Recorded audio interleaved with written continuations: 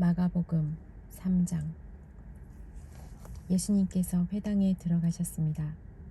거기에는 손이 오그라진 사람이 있었습니다. 사람들은 예수님을 고발하려고 예수님께서 안식일에 그 사람을 고쳐주시는지 지켜보고 있었습니다. 예수님께서 손이 오그라진 사람에게 말씀하셨습니다. 일어나서 나오너라. 그리고 그들에게 물으셨습니다. 안식일에 좋은 일을 하는 것이 옳으냐, 나쁜 일을 하는 것이 옳은 것이냐, 사람의 생명을 살리는 것이 옳으냐, 죽이는 것이 옳으냐. 그러자 사람들이 아무런 대답도 하지 못했습니다. 예수님께서 분노하시며 주위를 둘러보시고 사람들의 마음이 굳은 것을 아시고 슬퍼하셨습니다. 예수님께서 그 사람에게 말씀하셨습니다. 너의 손을 펴보아라. 그 사람이 손을 내밀자 그 손이 나았습니다. 바리새파 사람들이 거기서 떠나 헤롯 땅 사람들과 함께 예수님을 죽일 계획을 세웠습니다. 예수님께서 제자들과 함께 호수로 가셨습니다. 그러자 갈릴리에서 온 많은 사람들이 예수님을 따라왔습니다.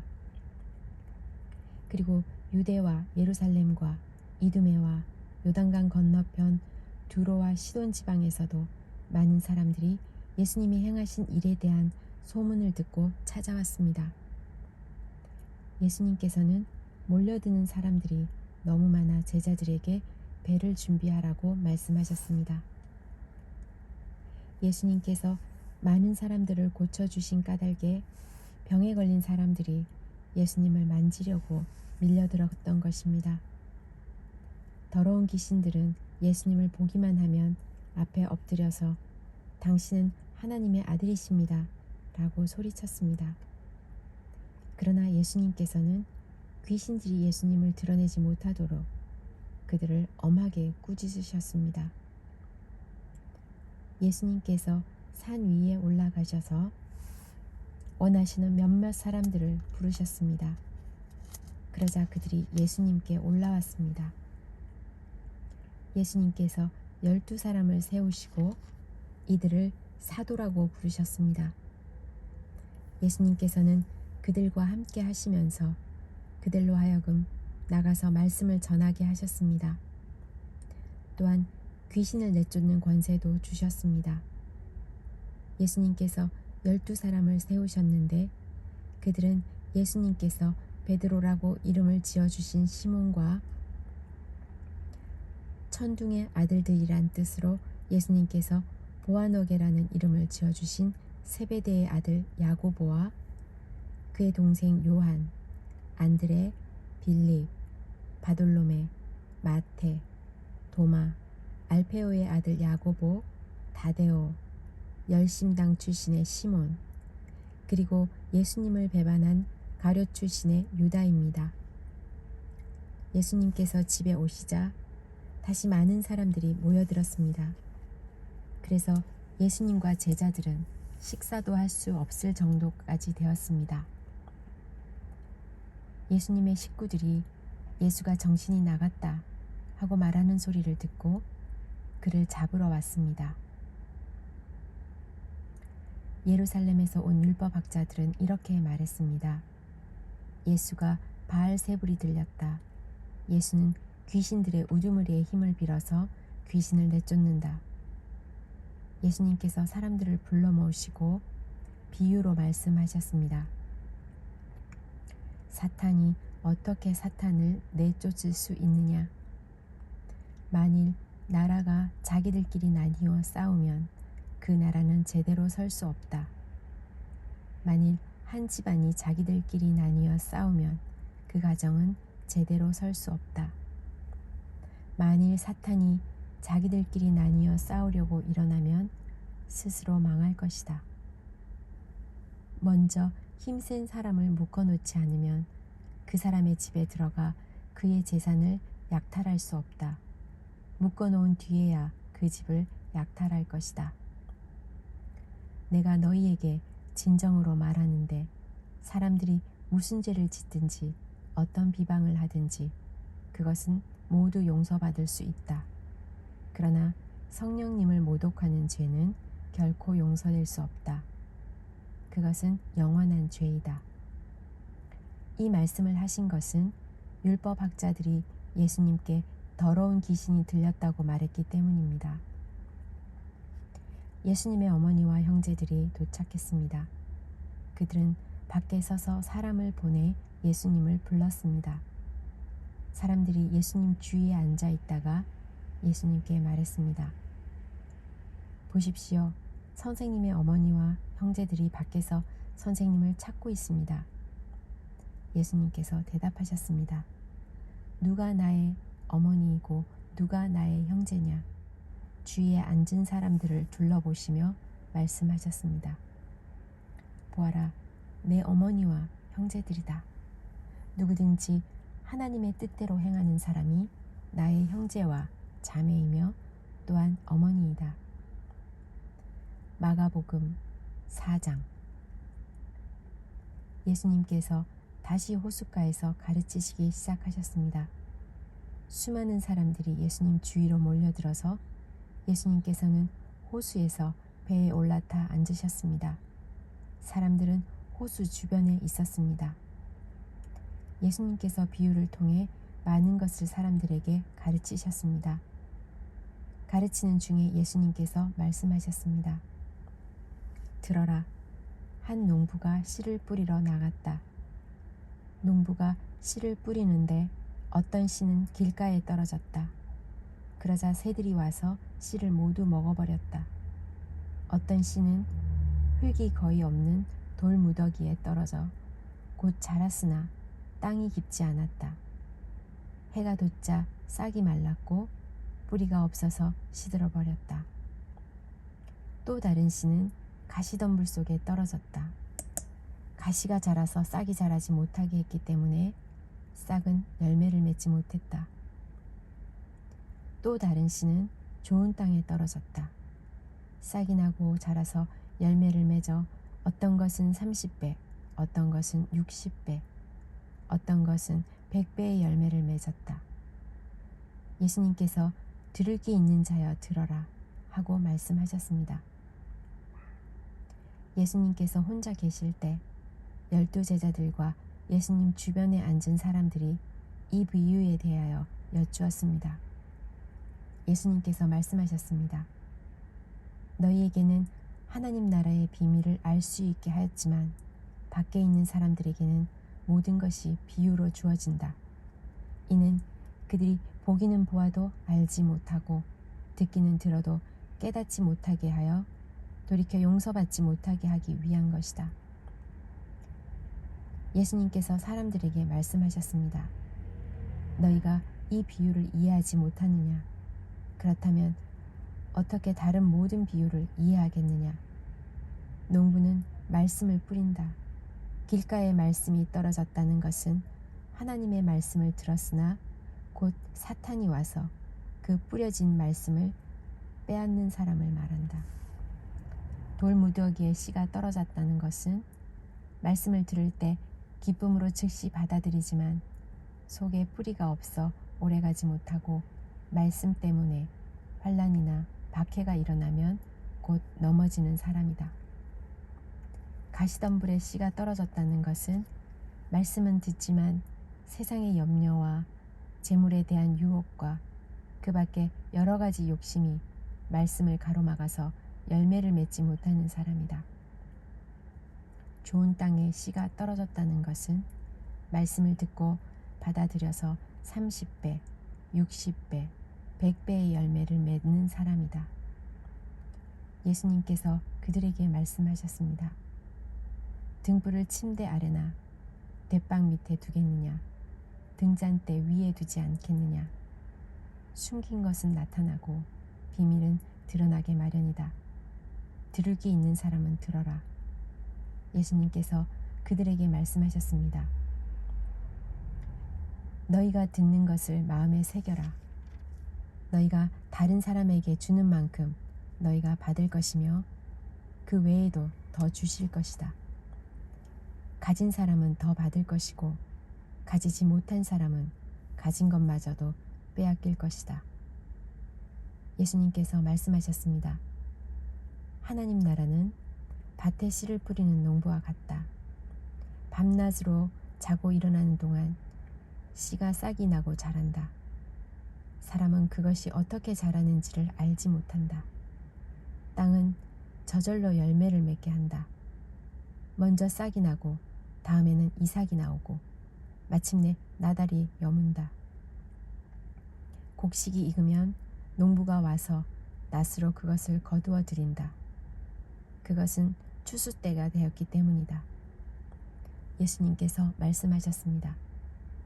하나님 나라를 무엇에 빗댈 수 있을까? 무슨 비유로 설명을 할까? 하나님 나라는 겨자씨와 같다. 겨자씨를 밭에 심을 때는 밭에 심는 씨앗 중에서 가장 작다.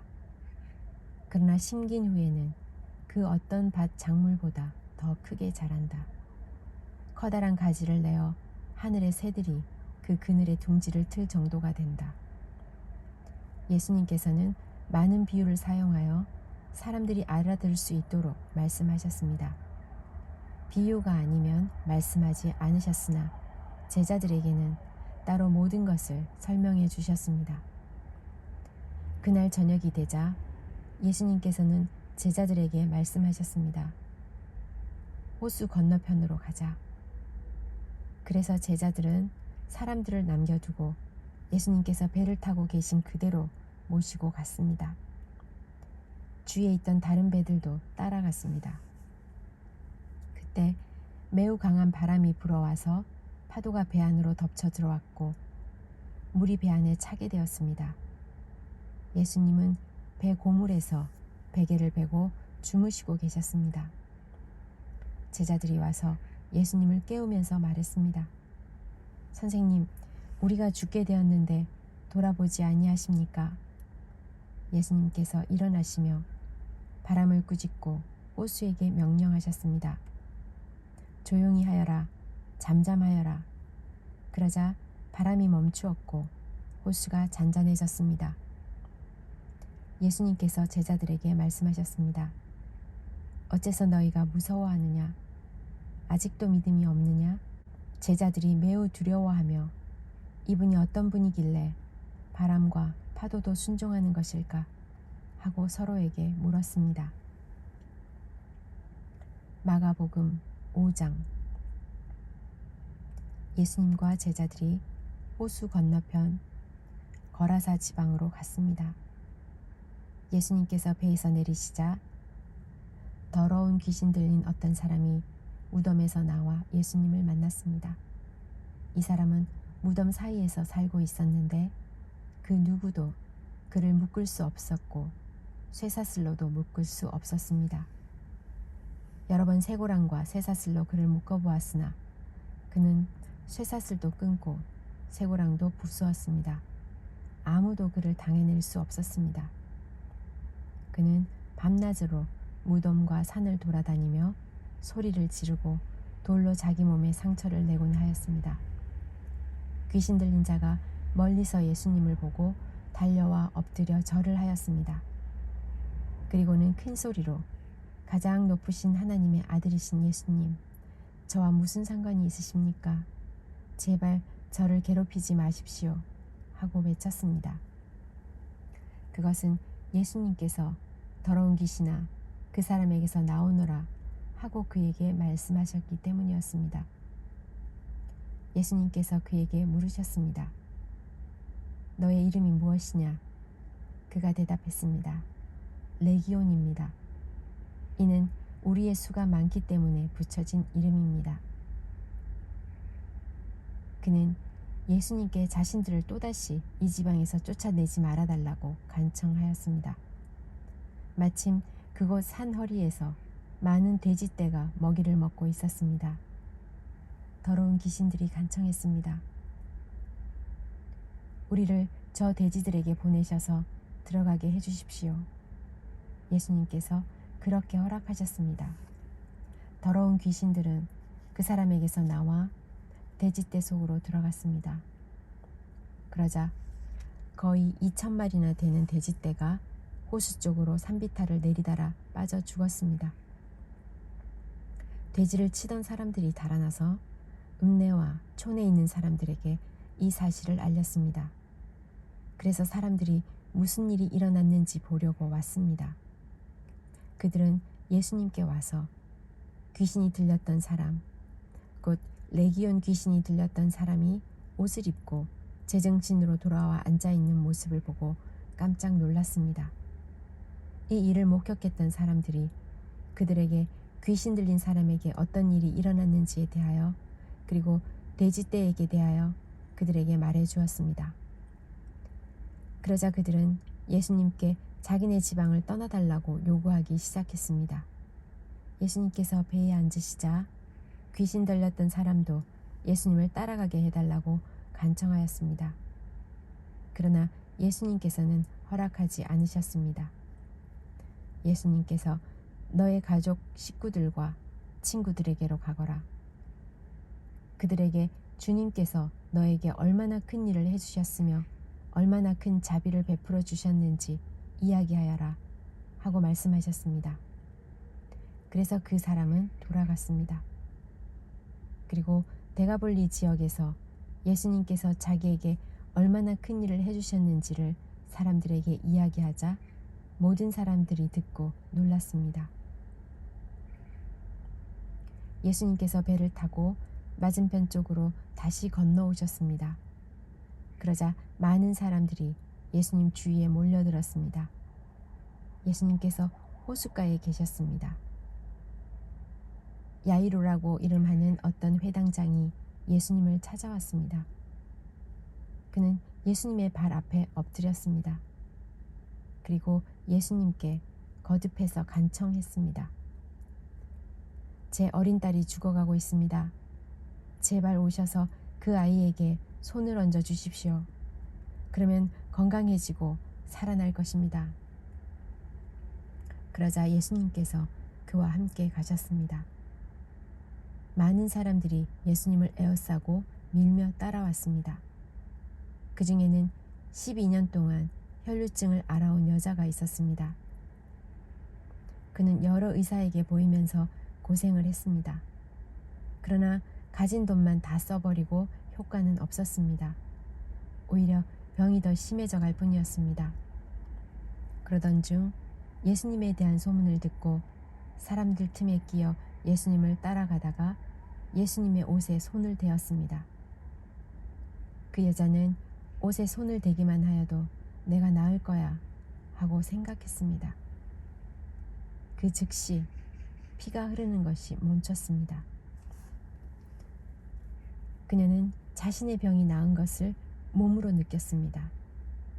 바로 그때 예수님께서 자신에게서 능력이 나가는 것을 느끼셨습니다. 그래서 돌아서서 물으셨습니다. 누가 내 옷을 만졌느냐? 제자들이 말했습니다. 사람들이 에워싸고 밀치고 있는데 누가 손을 대었다고 말씀하십니까? 그러나 예수님께서는 손을 댄 여자를 찾으려고 둘러보셨습니다. 여자는 자기에게 일어난 일을 알고서 두려워 떨었습니다. 여자는 예수님의 발 앞에 엎드려 절하며 모든 사실을 말씀드렸습니다. 예수님께서 이 여자에게 딸아, 너의 믿음이 너를 낫게 하였다. 안심하고 가거라. 그리고 건강하게 지내라 하고 말씀하셨습니다. 예수님께서 계속 말씀하시고 계실 때 회당장의 집에서 사람이 와 회당장에게 말했습니다. 따님이 죽었습니다. 왜 예수님을 계속 번거롭게 하십니까? 그러나 예수님께서는 이 말을 무시하시고 회당장에게 두려워 말고 믿기만 하여라 하고 말씀하셨습니다. 예수님께서는 베드로와 야고보 그리고 야고보의 동생인 요한 외에는 아무도 따라오지 못하도록 하셨습니다. 그들이 회당장의 집에 도착해 보니 몹시 소란스러웠습니다. 많은 사람들이 크게 소리를 내며 울고 있었습니다. 예수님께서 들어가셔서 사람들에게 어째서 소란을 피우며 울고 있느냐? 이 아이는 죽은 것이 아니라 자는 것이다 라고 말씀하셨습니다. 사람들은 예수님을 비웃었습니다. 예수님께서는 사람들을 모두 내보내시고 아이의 부모와 제자들과 함께 아이가 있는 방으로 들어가셨습니다. 그리고 아이의 손을 붙잡고 달리다굼이라고 말씀하셨는데, 이는 번역하면 어린 소녀야 일어나라 는 뜻입니다. 그러자 12살 된 소녀는 즉시 일어나 걷기 시작했습니다. 이것을 보고 사람들은 놀랐습니다. 예수님께서는 아무에게도 이 일을 알리지 말라고 엄하게 말씀하셨습니다. 그리고 아이에게 먹을 것을 주라고 말씀하셨습니다.